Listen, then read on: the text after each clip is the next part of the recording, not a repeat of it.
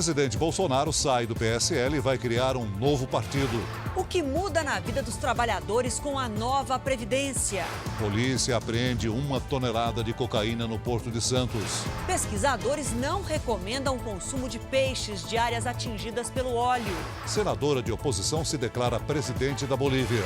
E Evo Morales chega ao México. Pelé relembra 1000º gol feito há quase 50 anos. Na série especial, as mulheres estão bebendo mais e, para elas, o álcool é ainda mais perigoso.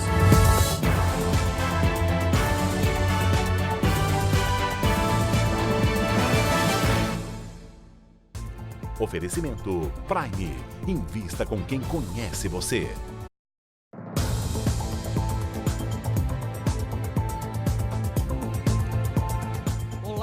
Boa noite para você.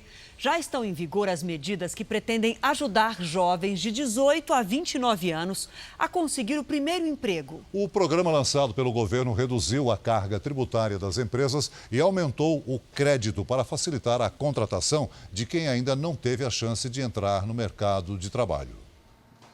Elizabeth deixou a Bahia no ano passado e se mudou para São Paulo em busca de trabalho. Hoje, aos 26 anos, é vendedora e se lembra de como foi difícil conseguir o primeiro emprego com carteira assinada. O primeiro emprego é muito difícil. Primeiro que as empresas normalmente elas sempre cobram a experiência. A gente não tem tanta abertura de começar com só o que a gente sabe. É exatamente a falta de experiência que atrapalha o Maicon. Com experiência ninguém nasce, né? Precisa trabalhar para poder ter a experiência.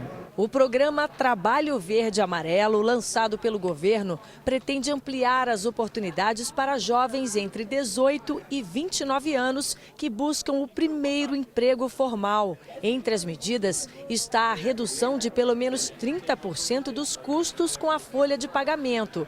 As empresas poderão contratar no máximo 20% dos empregados dessa forma, pagando até um salário mínimo e meio por mês. Esse conjunto de medidas deverá beneficiar, em particular, não só o jovem, mas o jovem que está procurando o seu primeiro emprego. O prazo do contrato de trabalho é de até 2 anos e o desconto concedido pelo governo só vale para novas vagas, ou seja, que excedam o número já existente de contratados da empresa. O objetivo é que funcionários antigos não sejam substituídos por novos. Se você incentiva o microcrédito, se você incentiva a contratação de mão de obra jovem e reduz o custo de administração, de gestão dessa mão de obra, pagando menos impostos, tudo isso contribui positivamente para a expansão e fortalecimento do mercado de trabalho. A meta do governo é que quase 2 milhões de contratações nessa faixa etária sejam feitas até 2022. Se você tem a condição de contratar mais barato, você contrata mais. Você contrata mais, você fatura mais. Então faz todo sentido para a gente ter uma redução tributária assim no pessoal. E o governo acabou com a multa adicional de 10% do FGTS para demissões sem justa causa. A mudança está na medida provisória do Programa Verde e Amarelo, publicada hoje.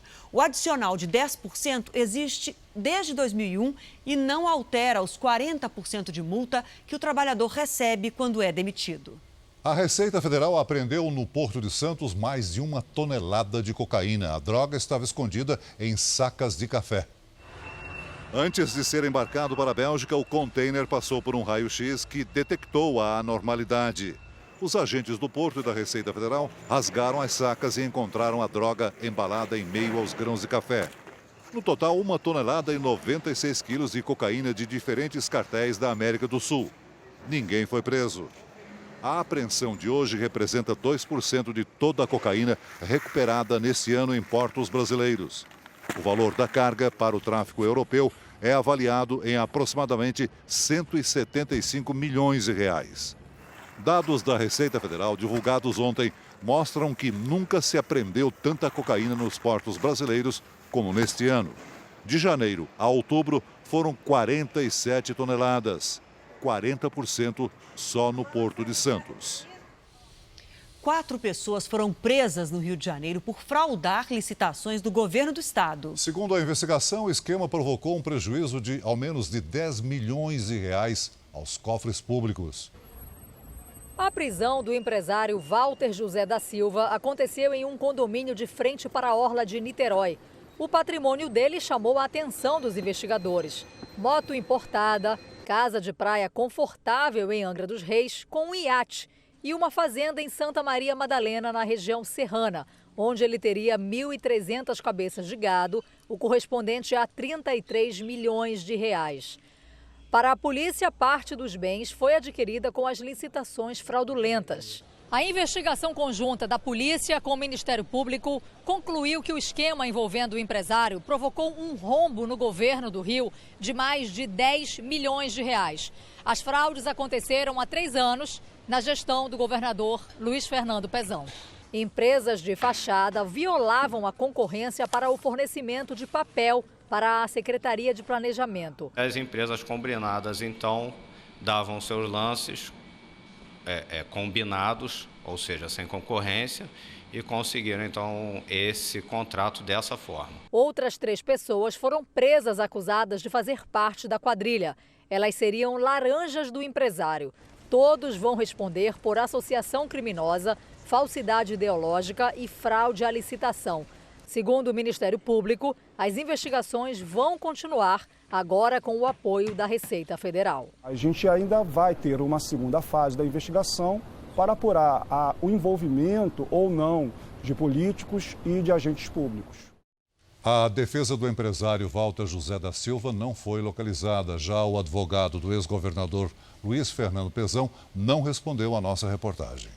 Agora vamos falar da realidade das 57 milhões de crianças e adolescentes do Brasil.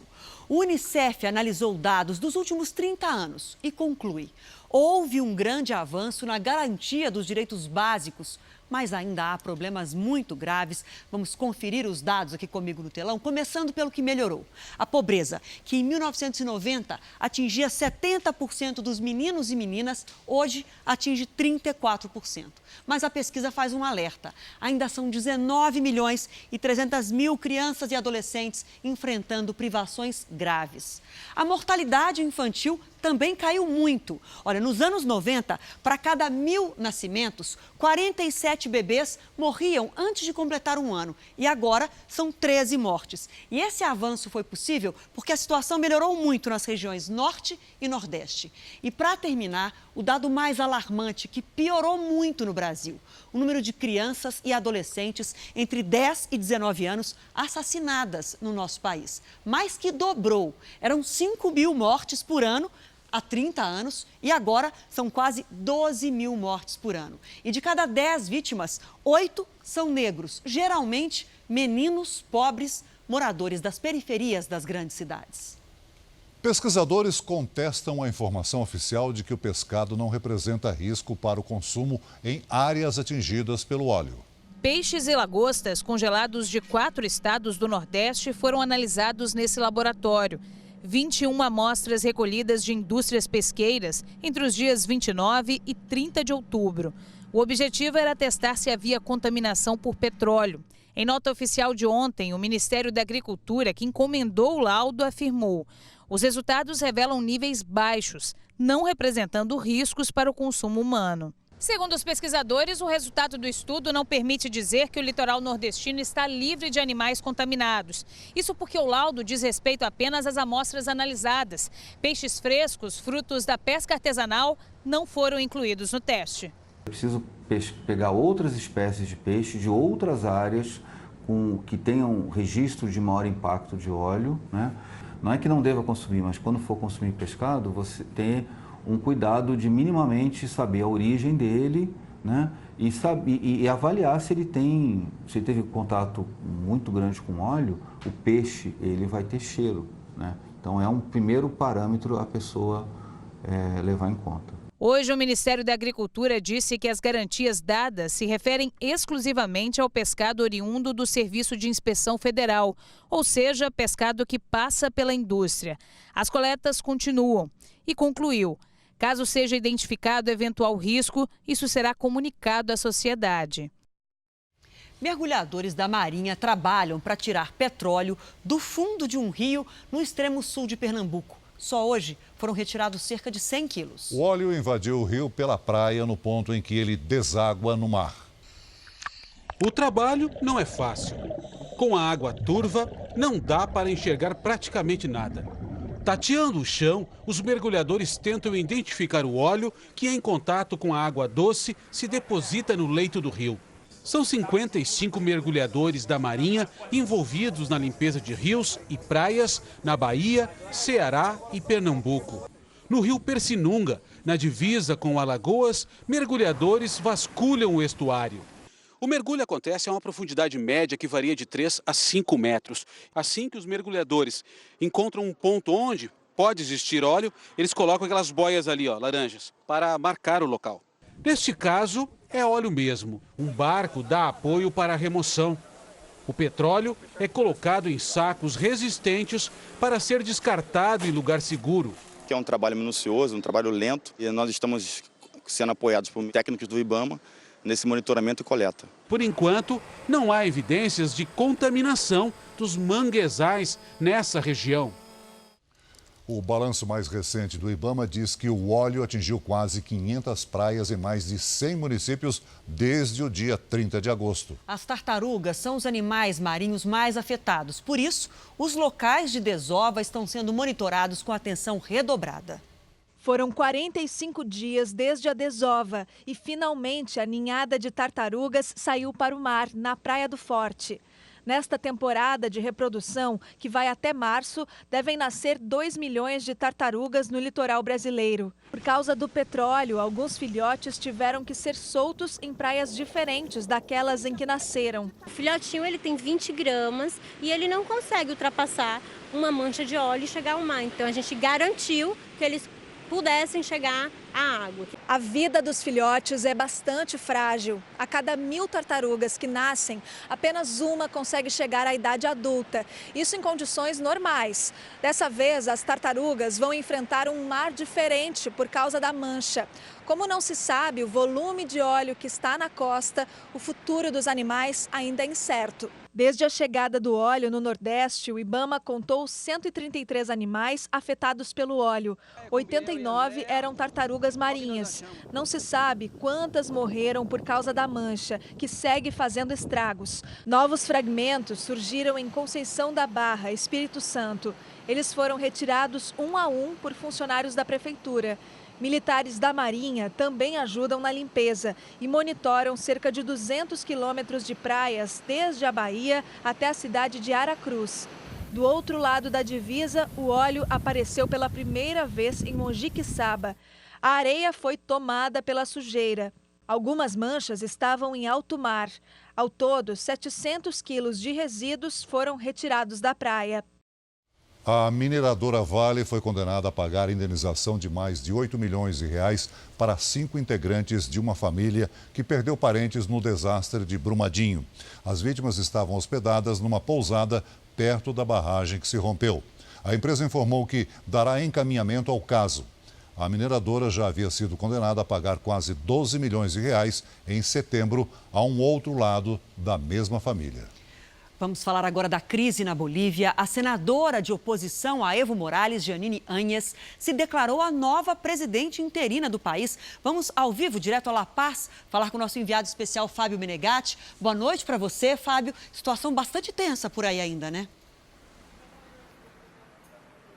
Olá, Adriana, boa noite a todos. Eu estou em frente ao Palácio Presidencial, que permanece cercado pela polícia. Isso porque manifestantes tentaram invadir o local ao longo de todo o dia. Nem a renúncia de Evo Morales, nem a posse de Jeanine Áñez foram confirmadas pelo parlamento, mas ela promete fazer o possível para pacificar o país e tem, inclusive, se comprometido em convocar novas eleições. E hoje pela manhã, La Paz até experimentou um pouco de normalidade, com carros circulando e alguns serviços sendo retomados. E o Congresso, que tem a responsabilidade de apontar um sucessor para o ex-presidente Evo Morales, concentra agora toda a atenção política deste momento. Veja na reportagem.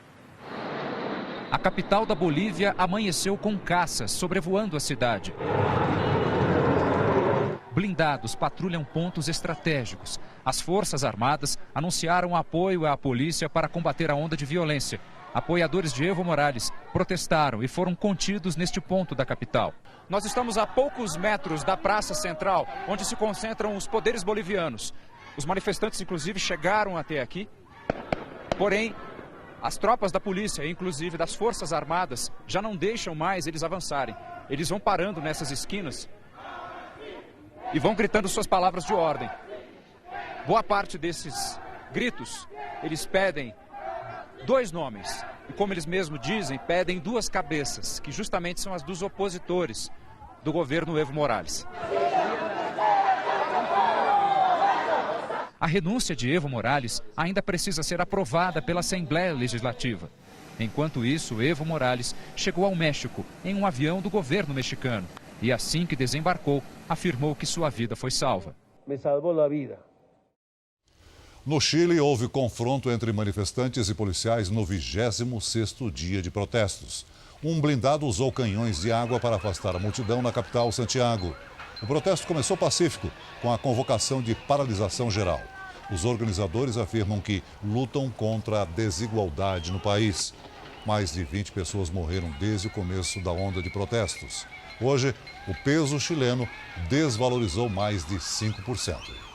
Você vai ver a seguir, Bolsonaro deixa o PSL e vai criar o partido Aliança pelo Brasil. E ainda hoje, na série especial, o perigo do abuso de álcool no caso das mulheres. O organismo delas é mais vulnerável aos efeitos da bebida.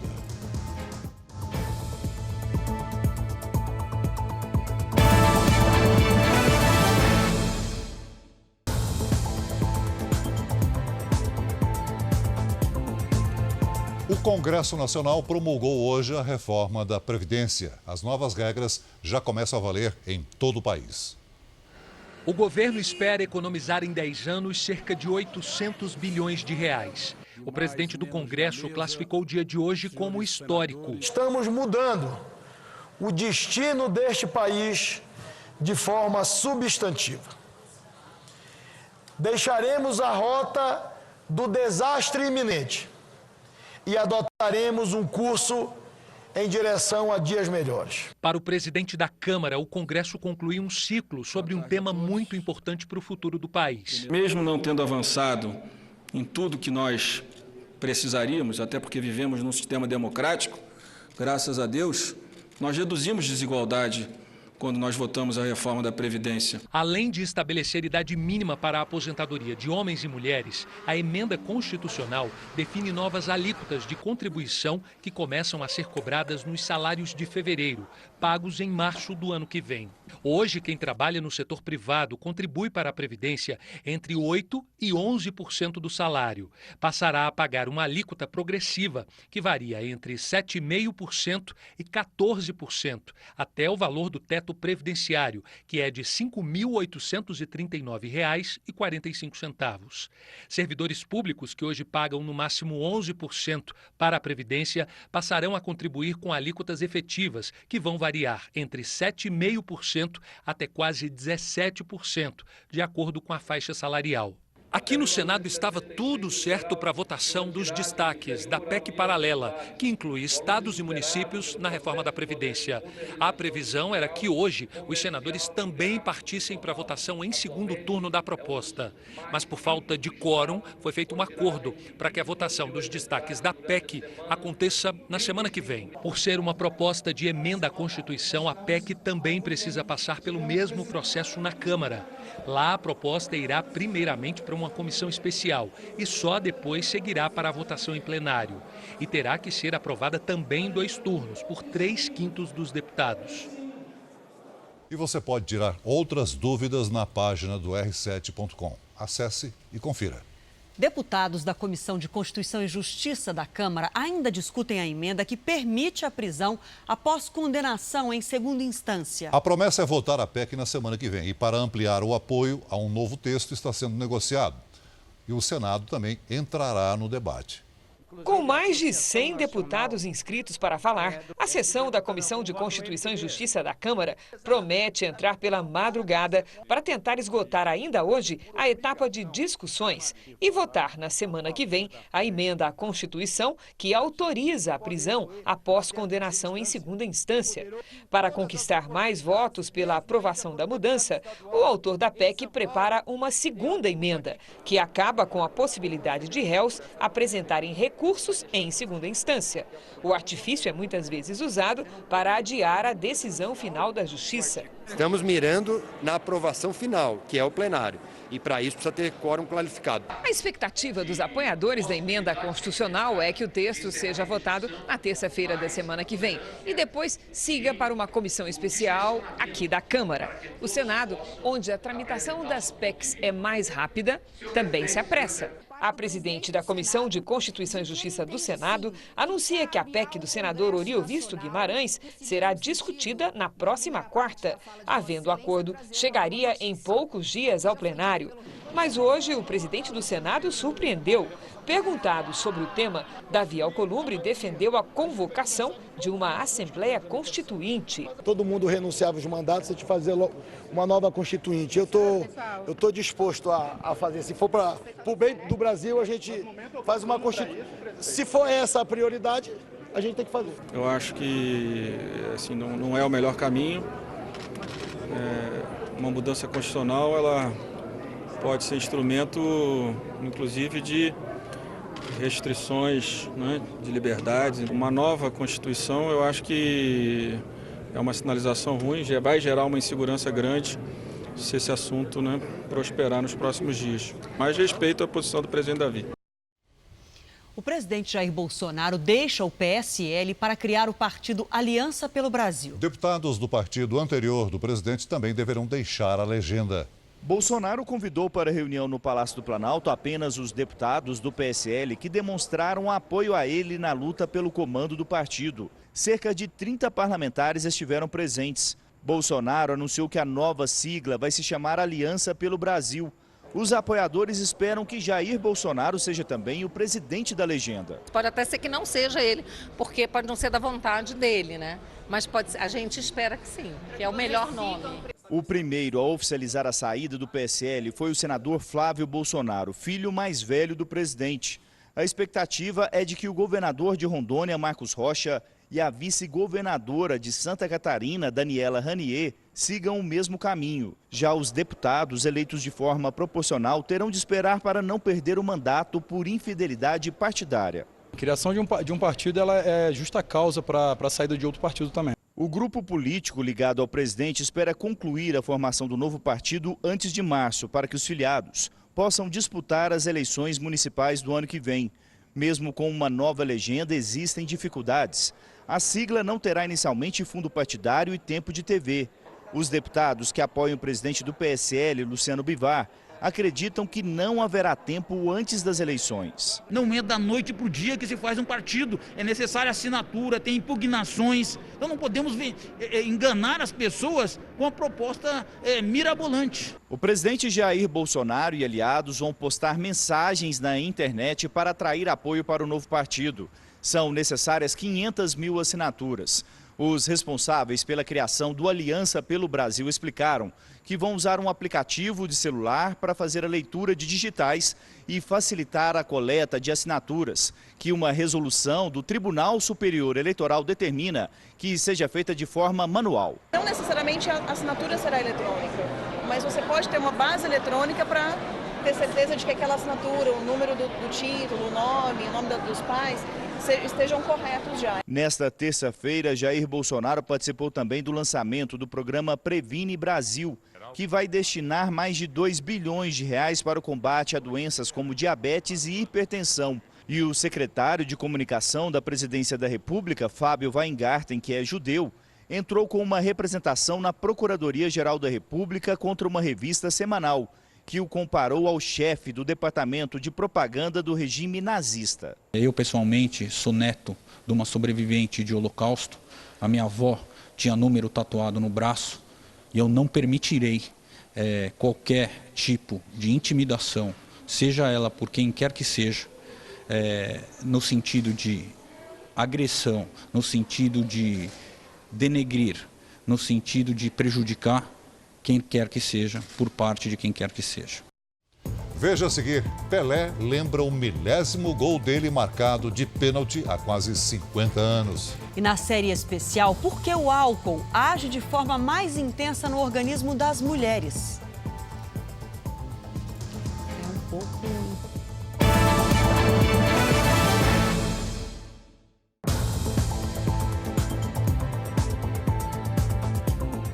Pessoas que sofrem com epilepsia estão à espera de um aparelho que deveria estar disponível no SUS desde março. Mas o Sistema Público de Saúde não tem o equipamento que ajuda no tratamento da doença e diminui as crises de convulsão. A cicatriz simboliza o início de novos tempos. Júlio implantou no tórax, embaixo da pele, o que a medicina chama de marca-passo cerebral. As crises de epilepsia diminuíram 70%. Não tinha aquela confiança de sair, né? Com medo de cair, com medo de machucar. Depois que implantou isso, melhorou muito. Do tamanho de um relógio de pulso, o dispositivo de 25 gramas é conectado ao nervo vago, o maior do crânio e essencial para as funções motoras e sensitivas. O tratamento é indicado quando medicamentos e cirurgias não dão o resultado esperado. Nos últimos 21 anos, 1.017 pacientes implantaram o aparelho, que não é barato, R$200 mil. Desde março, o dispositivo passou a ser oferecido também pelo SUS. O problema é que o Sistema Público de Saúde não tem estrutura para atender a demanda. Em nota, o Ministério da Saúde atribui a demora em todo o Brasil à alta complexidade do procedimento, que requer material específico, produção e entrega planejada pelas empresas fornecedoras. Enquanto esperam, os que não podem pagar recorrem à justiça. Adriane conseguiu uma liminar para o filho João Paulo ter o aparelho. Eu acho esse equipamento mágico. É pena que o governo demore tanto para prestar esse serviço para nós e a gente tem que ter essa guerra judicial. Os dois suspeitos de praticar injúria racial contra um segurança do Mineirão no clássico de domingo prestaram depoimento hoje. Natan Siqueira da Silva, de 28 anos, e o irmão Adrier Siqueira da Silva, de 37, chegaram à delegacia por volta de meio-dia. Os depoimentos duraram cerca de 1h30. Adrier, que aparece nas imagens xingando e cuspindo no segurança, tentou se justificar. Isso foi num ato de calor da emoção e de explosão ali na hora, foi aquilo, porque eu não sou aquilo, eu não sou racista. Natan, que também aparece nas imagens, negou que tenha chamado o segurança de macaco. A palavra direcionada para ele foi palhaço e não macaco. De acordo com a delegada, durante o depoimento, os dois se mostraram arrependidos. Falaram que foi realmente no calor do momento, por causa da situação de conflito que estava tendo na torcida. Adrier trabalha com o pai em uma empresa e Natan é motorista de aplicativo.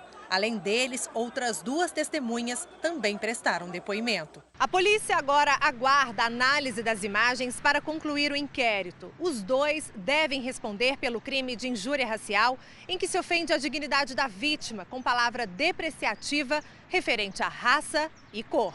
O Atlético informou que os dois foram desligados do programa de sócio-torcedor do clube. Agora a gente fala do lado bom do futebol. Na semana que vem, o 1000º gol de Pelé completa 50 anos. Hoje, o rei do futebol relembrou os momentos daquele dia histórico. Não é todo dia que um repórter consegue entrevistar o rei do futebol. É o número 10 do Pelé. Número 10, por que número 10? Né? Pelé completou 79 anos no dia 23 de outubro. Meses atrás, teve problemas de saúde e foi obrigado a cancelar eventos importantes. Ainda bem que Deus mandou a cobrança só depois que eu parei de jogar futebol. Mas, graças a Deus, a saúde está boa. Só essas contusões que estão me fazendo, talvez me preparar para a próxima Copa, mas vamos ver. Na próxima terça-feira, o 1000º gol completa 50 anos. Foi de pênalti contra o Vasco no Maracanã. O que ele se lembra daquele dia? o medo de errar. Aí eu comecei a tremer, porque aí realmente quando eu vi o time do Santos lá atrás, que eu falei, caramba, porque eu estava arrumando a bola, eu não percebi. Quando eu voltei para tomar espaço, eu falei, nunca tinha acontecido aquilo. Esse foi o pior momento para mim, mas graças a Deus saiu. Após o gol 1000, Pelé pediu para que todos cuidassem das crianças. E hoje, qual o desejo do rei? A geração daquela época agora já está um pouquinho melhor, mas a gente ainda tem problema sério que se eu tivesse no jogo e tivesse um momento daquele, eu ia pedir novamente, né? No fim da reportagem, ganhei o maior presente que um fã pode esperar, um autógrafo do Rei Pelé. Muito obrigado. Mauro. E nós queremos saber qual foi o seu 1000º gol. É isso mesmo, queremos que você nos conte um momento de superação, um divisor de águas na sua vida. É só usar a hashtag #VocêNoJR. Vale mandar texto, mandar foto e vídeo também. Previsão do tempo agora, os temporais diminuíram no Rio de Janeiro. Por outro lado, choveu em cidades do Espírito Santo que não registravam chuva forte há mais de 3 meses. Lidiane, boa noite para você. Vamos começar explicando por que esses temporais são causados? Vamos lá, Adriana. Boa noite para você, para quem nos acompanha também. São os ventos que sopram a umidade do oceano contra a costa e formam as nuvens. Amanhã tem risco para temporais entre o sul e o sudeste. Chove forte também nos estados do centro-oeste. O mar fica agitado entre o Rio Grande do Sul e o Espírito Santo, com ondas de até 2 metros e ventania de 70 quilômetros por hora. Faz sol do Amapá até o Rio Grande do Norte, descendo pelo interior de Goiás e o norte de Minas. Em Florianópolis, chove o dia todo e faz 23 graus. Em Natal, sol com 32 e até 35 graus em Cuiabá. Tempo delivery? Vamos. 3 pedidos para você hoje. A gente começa com o Ismael, de Cedro de São João, Sergipe. Olha só, Ismael, 33 graus para cima por aí e nada de chuva até o fim de semana para você. Conterrâneo aqui na área, o Edson Nicomedes, que é de Uberlândia, Minas. Edson, amanhã ainda não chove aí e faz 33 graus. Depois, pegue guarda-chuva. Agora uma menina, Sofia Carvalho, de São Gonçalo, no Rio de Janeiro. Vamos lá, Sofia, o tempo segue nublado em São Gonçalo. Amanhã faz 27 e tem previsão de temporais na sexta-feira, viu? Em São Paulo, o céu fica encoberto e pode até ter uma chuvinha à tarde. Máxima amanhã de 29 graus, Adriana. Até amanhã. Obrigada. Até amanhã.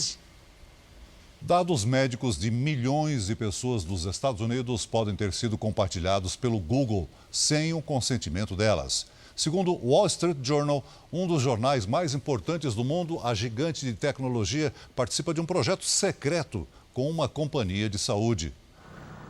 O projeto Nightingale estaria recolhendo dados de diagnósticos médicos, exames laboratoriais e registros de hospitalização para construir um histórico completo de saúde de milhões de americanos, em conjunto com a organização Ascension, que opera 150 hospitais dos Estados Unidos.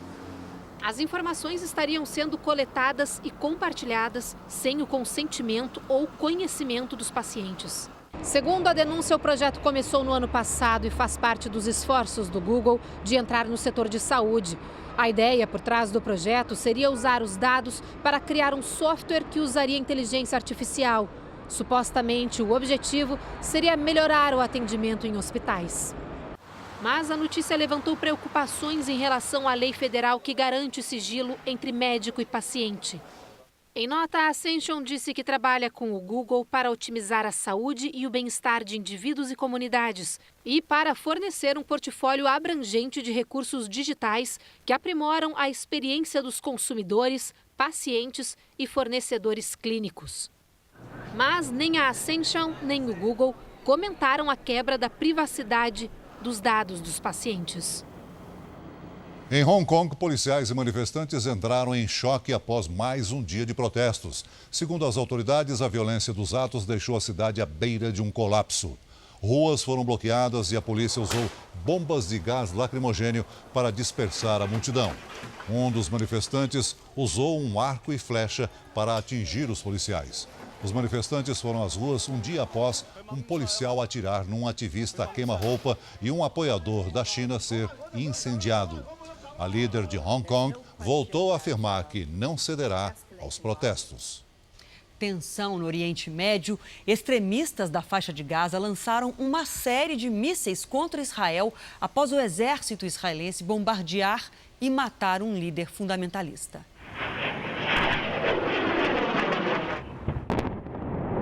Ainda era madrugada quando a Força Aérea Israelense bombardeou Gaza e matou Baha Abu Alata, comandante militar palestino de um braço da Jihad Islâmica. O grupo extremista atua junto ao movimento islâmico Hamas e é financiado pelo Irã. No ataque também foi morta a mulher do militante. O porta-voz do exército israelense disse que esta foi uma operação antiterrorista. Abu Alata estaria planejando ataques contra o território israelense. Poucas horas depois do bombardeio, uma chuva de mísseis foi lançada contra Israel. Essa estrada, que é uma das mais movimentadas do sul do país, foi atingida. Pela primeira vez desde a Guerra do Golfo, em 1991, as aulas foram canceladas aqui em Tel Aviv. Além de escolas e universidades, bancos e comércios estão fechados. O sistema de transportes de trens e ônibus também está paralisado. O Exército pediu que a população fique em casa ou em ambientes fechados, pelo menos até amanhã. Na Síria, a imprensa estatal disse que Israel lançou um ataque aéreo contra a casa de um oficial da Jihad Islâmica na capital Damasco. O filho e a neta dele morreram. O governo israelense não se pronunciou sobre o caso. Uma mudança climática pode ajudar os bombeiros no combate ao fogo na Austrália. 50 casas foram destruídas a poucos metros de Sydney. Agora, uma frente fria se aproxima da região e pode amenizar as queimadas que estão se espalhando por causa da força do vento. Hoje, os bombeiros precisaram enfrentar o fogo num perímetro de mais de 1.000 quilômetros. Agora, nossa série especial, as mulheres estão bebendo mais. E, no caso delas, no nosso caso, o abuso de álcool é mais nocivo. O organismo feminino é mais sensível à bebida que o dos homens. Por isso, os efeitos são mais duradouros no caso delas. O meu primeiro porre mesmo, de cair mesmo, foi com 15 anos. Saía com qualquer pessoa, bebia tudo que vinha. Quando eu me lembro da época que eu bebia, eu falava, nossa, acho que não dá nem para acreditar que era eu. Que hoje em dia eu sou outra pessoa.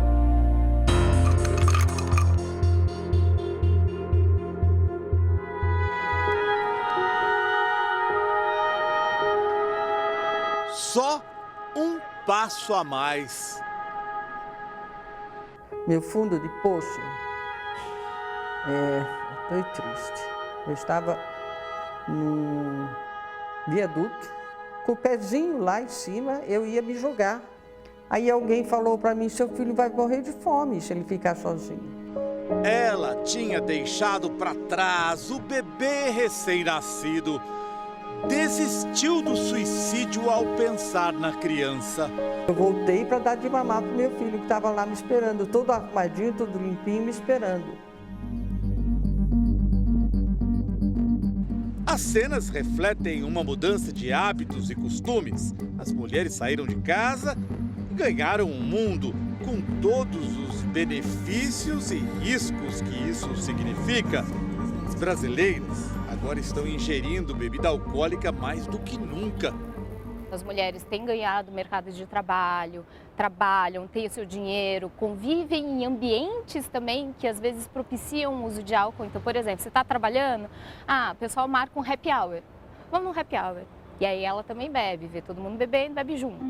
Como aconteceu com o cigarro, os fabricantes de bebidas tentam associar o consumo de álcool à nova autonomia das mulheres, mas sem fazer o alerta. O álcool tem um efeito muito mais potente no corpo feminino. Elas ficam embriagadas com menos doses e se tornam vítimas da dependência mais rapidamente.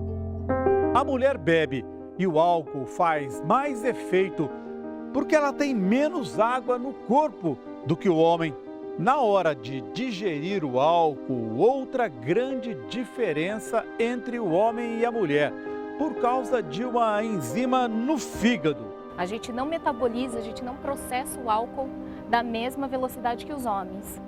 E o álcool também causa maiores danos às mulheres, porque produz substâncias tóxicas a partir de 2 hormônios, o estrógeno e a progesterona. E essas substâncias tóxicas no cérebro vão alterar o funcionamento desse sistema nervoso. Sono, capacidade cognitiva da mulher, a capacidade... Memória, a capacidade de tolerar o estresse. É por isso que as mulheres que consomem de 3 a 5 doses diárias de álcool têm 40% mais chance de ter câncer de mama. O risco de cirrose é 3 vezes maior do que nos homens. A compulsão é coberta de culpa, vergonha. O beber escondido dura semanas, meses, anos. As mulheres alcoólicas demoram muito mais tempo para pedir ajuda. No auge do alcoolismo, a gente não entende o que está acontecendo, né? Eu fui entender depois que eu entrei em recuperação, tudo que eu tinha feito, porque eu só pensava em beber, é uma obsessão, né, para mim. E eu achava que tudo que eu sentia era meio que anestesiado pela bebida. Por trás do papel de dona de casa, a mãe escondia dos filhos a doença. Tentava disfarçar de todas as formas possíveis. Então eu escondia pela casa a bebida, né? Eu escondia dentro de armário, aquela confusão, aquelas brigas, tudo. Eu comecei a colocar dentro da lata de lixo.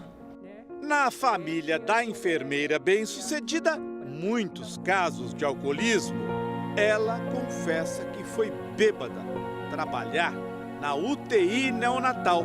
Dos 28 anos aos 30 foi meu fundo do poço. Muitas vezes fui trabalhar tribêbada, escalada numa UTI de berçários. A minha sorte, né, é que as colegas, entre aspas, seguravam o plantão e eu ficava tomando soro glicosado. Então perdi a censura da responsabilidade. São mulheres de origens diferentes que compartilham uma história em comum. Elas buscaram ajuda em centros de apoio para alcoólicos. O álcool foi para mim, no início, obviamente, uma forma de eu lidar com as minhas emoções, uma forma de eu lidar com as minhas frustrações, né, com a minha depressão. A mãe, que por pouco não cometeu suicídio, até hoje sofre as consequências. Bebi e fumei muito na gravidez. Então, mais uma culpa, é mais uma culpa. Mulheres grávidas não devem consumir qualquer quantidade de álcool. Zero? Zero. Porque o que acontece? O álcool atravessa a placenta, chega no feto. Pode trazer consequências muito nocivas. No ápice do descontrole, a mãe trazia os filhos da escola dirigindo alcoolizada. Eu não sei como eu não bati o carro, eu não sei como não houve um acidente. Então eu agradeço muito a Deus por isso, mas poderia ter acontecido. O registro de tentativas de suicídio se multiplica por 4. No caso das mulheres que abusam do álcool, todas aqui se consideram sobreviventes. Eu faço tratamento, acompanhamento médico, faço atividade física, tenho uma vida normal. Aos 65 anos, fiz a 4ª, 5ª, 6ª, 7ª, 1º, 2º e 3º ano. Tenho 1000 motivos para beber e 2000 para não voltar a beber. Eu não troco meus piores dias de hoje, parada de beber, que todo mundo tem, pelos melhores bebendo, que foi tudo fingimento. Como é que você fez para lidar com isso? Eu me perdoei pelo mal que eu havia causado a mim, primeiramente, depois aos meus filhos. Uma novidade importante: a partir de dezembro, o JR vai começar mais cedo, às 7h45 da noite. O nosso encontro vai ser logo após o Cidade Alerta. O compromisso com a notícia continua o mesmo, é o JR que você já conhece e confia. Em dezembro, logo no início da noite. O Jornal da Record de hoje termina aqui. Você pode assistir a edição na íntegra no Play Plus. E não se esqueça, O Jornal da Record também tem versão em podcast. É só acessar o Play Plus e as nossas outras plataformas digitais. E à 00:30 tem mais Jornal da Record com o Sérgio Aguiar. Fique agora com a Fazenda ao vivo com o Marcos Mion. A gente volta a se encontrar amanhã. Até lá. Boa noite e até amanhã.